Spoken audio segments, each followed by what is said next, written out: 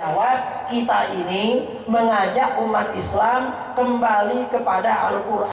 Kemudian juga ya terkait masalah tradisi tadi, masjid-masjid yang didirikan hanya apa?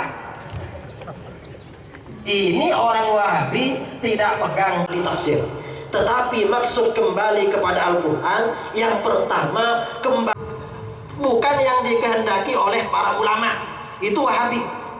Coba pasti lebih tapi kalau ada ajaran-ajaran lain kok pinter, tapi pinter ngakali.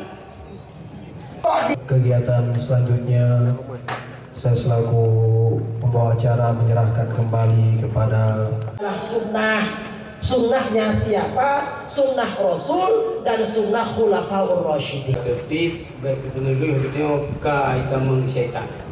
Iban yang gak tahu itu isu Balawi.